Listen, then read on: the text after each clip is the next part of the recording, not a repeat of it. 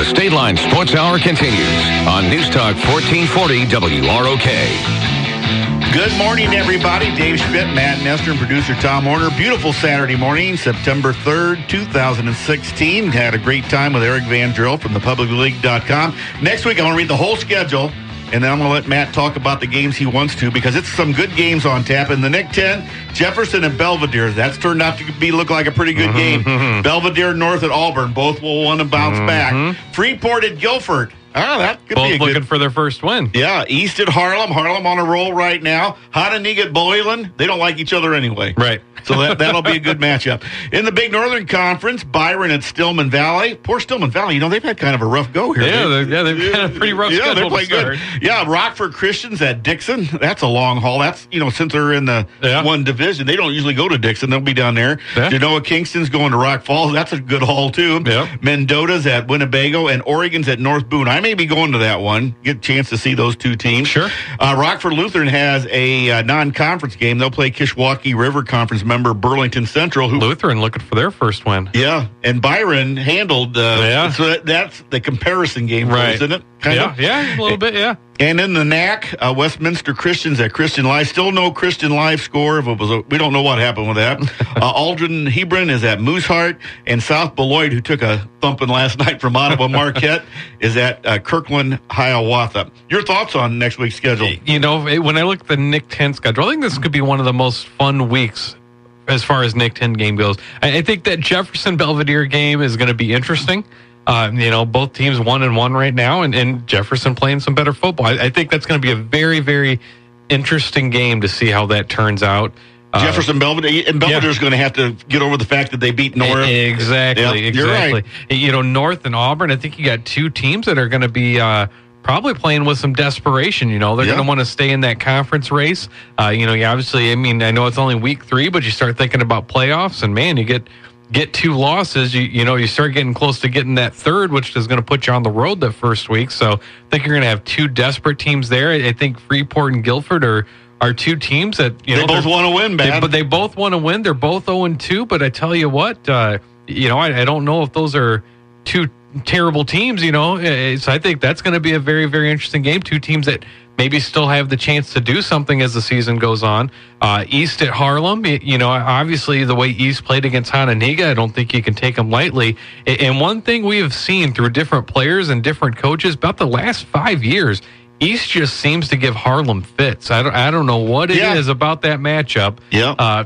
So I think that could be a very, very interesting game. And I tell you what, if you want to see some old school smash mouth football, you go to Boylan and watch Hononegah and Boylan just probably beat the snot out of each other for 4 quarters. Especially after the Hayes had the 3 interceptions last night. That might change some of the... That's going to be a physical game. I think it'll be low scoring. Of course, I say that and watch the score be 40-35 now. But, I think you're going to see some old school football there. I think it's going to be very, very good. Yeah.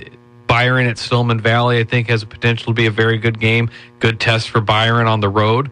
Another game to look at. That's a rivalry game. That is a rivalry game. Stillman Valley. Big game in the NUIC there. Forreston at Dakota. You got 2 of the top teams. And they don't like each other. Not at all. You got 2 of the top teams in Class 1A.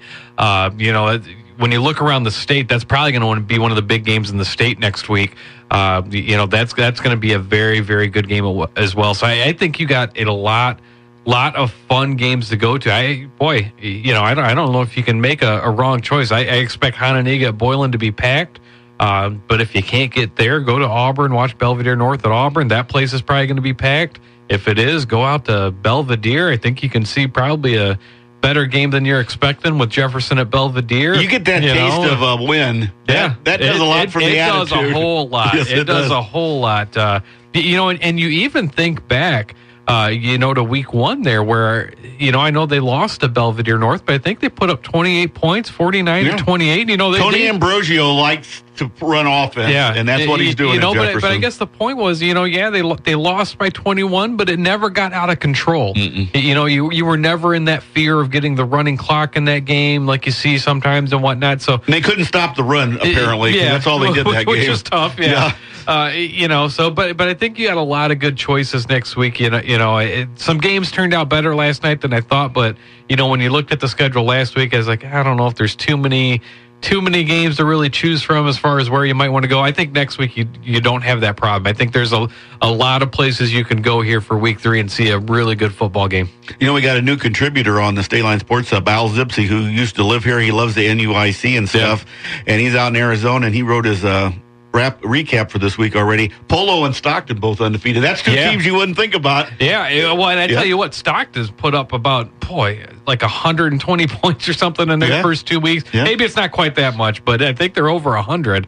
They're playing really, really good. And Polo was good last year. Had a really, really good season. Lost a lot of seniors, so I think people weren't really expecting too much, but they're sitting there at 2-0 right now, too. And I've been noticing that in NUIC, while we're on them, Amboy Lemoyne, who is a co-op team, has really, they haven't won, but they've really played good football. So that's a lift for that conference. Yeah, it is. That conference is just so tough and deep. And they hate each other, don't they, all of them? I mean, you got a team like Galena right now, who's usually one of the top teams in the conference, and they're sitting 0-2 right now.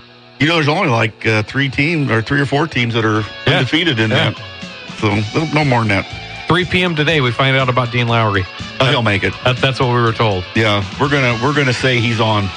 If he's not, Bears will sign him, and then you guys will have to. Then Tom will have to suffer that. Dallas might sign him. Huh? Yeah, can Dean probably could run quarterback for you guys? They need pass rushers too. So I've known Dean since he was 8 years old. He's a wonderful kid. Yeah, and of course we all know him through the radio too. Right. Wonderful kid. Yep. I really, really hope it works out for him. I know it will. Yeah, and Tony Romo was nasty to Carrie Underwood. She wrote that song about him. That's why he's having all these problems. It's a jinx. It's a jinx. We'll see you next week right here on the Stateline Sports Hour. Thanks for joining us here on News Talk 1440 WROK.